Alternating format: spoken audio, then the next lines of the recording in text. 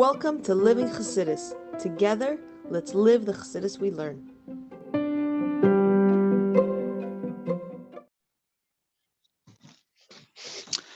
Good morning, everybody. Welcome to Chassidus in the morning, 15 minutes. Hopefully change your life. Learning Inyanah Toras haChassidus. This year is sponsored by Naftali Marazov in honor of the Living Chassidus' great work. And shout out to his photography. Living Chassidus has used it in the past. He's a very good photographer. This also, this year is in honor of Refuah Shalema for Chaim David Rafal ben Sarah, Tzion ben Sarah, and Chaim Baruch Eliezer ben Rasa Esther. And also Refuah Shalema to Alka Rachel Bas Aliza. Okay, so until this point, we have discussed the summary of everything that's happened till now. We have discussed what Chassidus is. Chassidus is the Etzem. We give an example of like Mashiach, that there's outcomes of Mashiach, like we're going to live forever. But that's not what Mashiach essentially is. That's just an outcome of Mashiach. Mashiach is Etzem. Being Mashiach is Etzem, that's what comes out. We also talked about, let's say, same thing like oil. That on one hand, the oil is above everything, but together with that, it can permeate everything, just like Chassidus. And so we said we're going to give an example of Moeda Ani to understand this concept, but from that we should realize that this applies to every concept we learn. That they have these four levels plus the Chassidus level, and the Chassidus Taich is not an additional level, but it's the essence of the level and it expresses itself. So we did Moeda Ani. So we said Moeda Ani, Pshat Ramazhush inside is the thing Hashem v'Haneshama. The Ramaz, what it's hinting to is the Toras the Jewish is expanding that we should be more forgiving and give out loans easier and give out things without being very strict on that. And the Kabbalah was about how Zah and connects with Malchus. Then we explained the Chassidus Taich, which was the essence of the Taich, which is that the Moeda Ani is such a high level that it's above even Hashem's name, and it's above even impurity, and that's why you can say with impure hands, because you're reaching the Etzem. It's just a Chassidus, just like the Etzem and the Neshama. This is the level you're in Moeda Ani. And then we explained how the Moeda Ani fits into these four understandings of Moeda Ani. So we said if Moeda Ani adds, the Chassidus Taich of Moeda Ani adds the simple pshat. That's not just the fact that I'm alive and I'm thinking Hashem I'm alive. I'm thinking Hashem I'm alive because of my Yiddish Neshama, but I can get to mitzvahs. Like the person in the barn wouldn't be happy that he lives in the barn, even though he's alive. Now we're happy. It's not just that we're happy they're alive. We're happy they're alive because we get to mitzvahs, like the story of Kisel Lefla. And then in the Remez, we talked about what the Remez is at is Ches Mesim, and that essentially Chassidus teaches us and shows us how everything is Yesh Ma'ayin, that every single moment the world is being recreated, because the true example of Ches Mesim is in first glance of Moeda Ani. We said that it's Ches Mesim, just like you when you go to sleep, you want to sit to death. So to Ches Mesim, but we said it's not really comparable because Ches Mesim is not 1/60 to death, it's total death, and it's to the extent that you have to regenerate the body and also the neshama. It's not just the way it was. So it seemingly makes sense. But we said really, ultimately, everything is like Ma'aseh Bereishis. It's like creation, for like the 6 days of creation are happening every single moment, and so therefore that makes a lot more sense. And then we explained in the Drush of the Moeda Ani with adding with Chassidus how it explains the simple meaning that the Drush of Moeda Ani, the way it's expanded, we said that it's being very forgiving. So we said seemingly that's just an idea of taking care of the person lending, that he's not going to lose out from it. And we said seemingly it's also a very confusing thing because that's not such a good aid, how's Moeda Ani showing that you should be so forgiving? Why should you be so forgiving? You should get your stuff back. So we said because this teaches us, because the Etzem of every mitzvah is the Ratzon the Eibishter. Even though the mitzvah might have a reason, but that's not the ultimate reason of the mitzvah. It's also the reason, but the main reason is because that's what Hashem desired. And so therefore I do the mitzvah. Whether I gain from it or not, it's irrelevant. It's the fact I get to connect to Hashem. It also happens to be, in this case of the mitzvah, it also has a logic for it. So I should have to do with the logic. And then we talked about yesterday haChassidus in the simple taicha of the side with Zah and Malchus connects. But with Chassidus, we explain what that means. That really Malchus is a level of godliness that's within the world. And Zah's level of Malchus is a level of godliness that's above the world. and two of them don't really combine. We said the neshama comes back. It's really in order for the neshama, Elikus, to come back into the world. The Zah coming from Malchus has to come from a higher level, which is Ein Sof, and through that Ein Sof connecting with him. Again, that's coming from the Atzim, and so now we've explained all of those, the Pshat Ramazushin side of Meidani, and then as it explains with Chassidus, and as the Chassidus explains all of them. And today we're going to go explain how. Now that we explain all that, we're going to explain how they're all really interrelated. Because on one there's a pshat, there's an explanation on one idea on like Meidani. The different explanations have to all connect. Okay, let's see. Perek Tes Zayin also goes to Perek Chaf Aleph, so we're getting five more prakim, about 5 more days. Okay. Tes Zayin. The explanation of haChassidus without the chalkei pshat remez inside in the 4 explanations of the pshat remez, the Jewish and the side, they're connected. So these explanations that we gave to all those 4 parts are connected, and we're going to see how they're connected. And he's going to show to us, but he doesn't do it in a very clear way. But he's going to show you have to pay attention, and you'll see how it's discussed in different aspects. You'll see. Hakaras ha'adam, the person's recognition, shehachidush yesh ma'ayin, that the novelty of something from nothing, bahu me'atzmus ein sof shelamayil me'ilmos, is coming from the essence of Hashem, of the infinite light that's above worlds, which is Habeyu, which is what we explained yesterday, which is the side, it strengthens the recognition. It strengthens this idea, and all the worlds are recreated from the ultimate, the true nothingness, from out of nothingness. So that's the side explanation. Which connecting with this remez, but the remez was about Tchias HaMeisim. So Yisod, we said, is about Yesh Ma'ayin, that coming from this level of Ein Sof, they bring out this idea of Yesh Ma'ayin, which is connected, which we're connecting. So that's the Yisod explanation, is connecting with explanation of the remez, which is into Tchias HaMeisim, that because we said over there that Tchias HaMeisim is also an Yesh Ma'ayin. Now, the true existence of the world is from nothingness to true nothingness to something. So we see how those two are already connected. Because if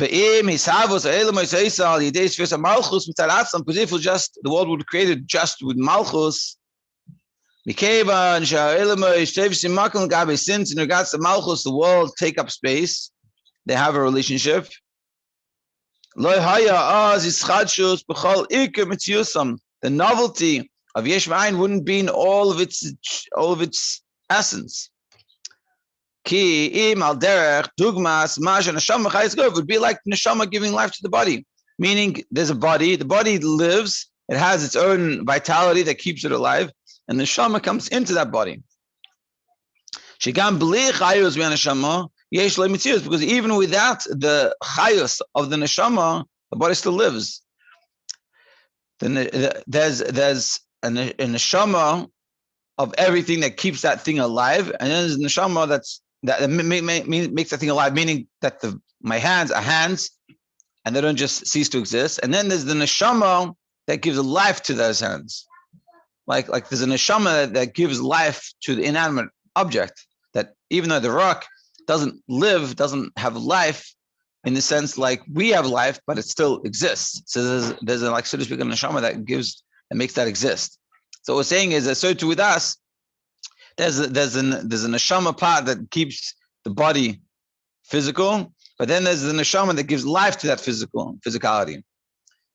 And if the world had been created through Malchus without coming from their Ein Sof, and it was going through all the Seder Shalshos, just like Malchus is very, very close and very connected to the physical world, so it would have that impact. But since creation comes from that essence,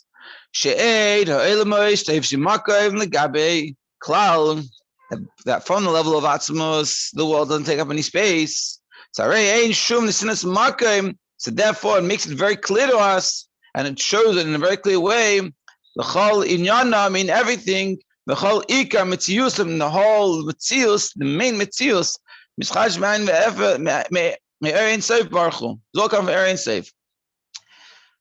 And that's what he's saying. He's saying so we can see it very clearly that the whole world comes from erein seif. Is from this yesh ma'ayinus aspect, like we talked about in the remez and the side. Therefore, automatically, when you recognize this, you realize this is the reality, and you realize that if the world had been created through Malchus, it wouldn't be true yesh ma'ayin. You wouldn't have the yesh ma'ayinus, and it's only because of coming from erein seif that you have the yesh ma'ayin. This recognition, which makes you realize there's nothing else but Hashem. And all the worlds, and the whole world is like nothingness in front of Hashem. And it's not even called in any name. Even say ein oid milvado, when you say oid, means there's nothing else, which implies there's a possibility of something else. So he's saying it's not even that word, not even the word oid, which implies something that there's a possibility of something else. That's a true actus. And being that's we have this actus. So you feel this in a very simplistic, very like obvious way. You feel that the physical life by itself is nothing.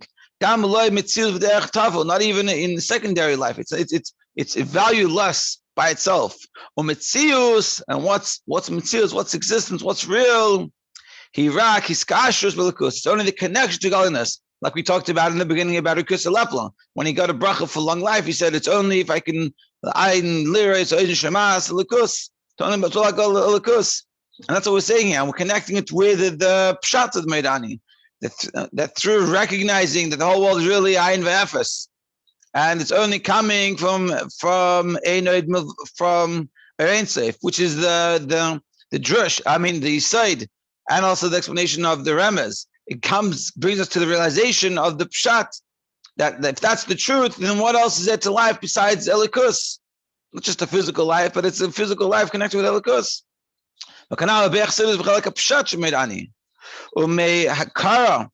From this recognition, that there's nothing else but Hashem, so it's obvious. So when you come to connect, come to do the mitzvah of Hashem, being that Hashem is Einam Levadei, there's nothing else but Hashem. So who Efshar? See, I feel like you can't mix into it any other idea, which we're talking about now. The drush, which was we're talking about. The drush was ultimately you have to do the mitzvah, even though the mitzvah is there to help a person in the case of the lending. But we said ultimately it's because it's the Ras and the Eibishter. That's why you do the mitzvah. And how do we see this? They're all connected because of the fact that Einam Levadei is only the whole existence only Hashem. What does Hashem want me to do? He wants to do a mitzvah, so let me go run and do the mitzvah. Then why are you fulfilling the mitzvah? It's because of Einam Levadei. The whole existence is all Hashem. So what does Hashem want from me? It's all this is my life separated from Elikus, from godliness, and then there's godly life that I'll do my Torah mitzvahs, then I'll have my own life. That's not how it's meant to be. And that's what Yekusi Lepel was talking about. That's what we have to recognize. When we recognize this, so then the mitzvah that comes is why are we doing the mitzvah? Because that's what Hashem wants. It's Hashem's desire, and that's what I'm doing. That's why I'm here.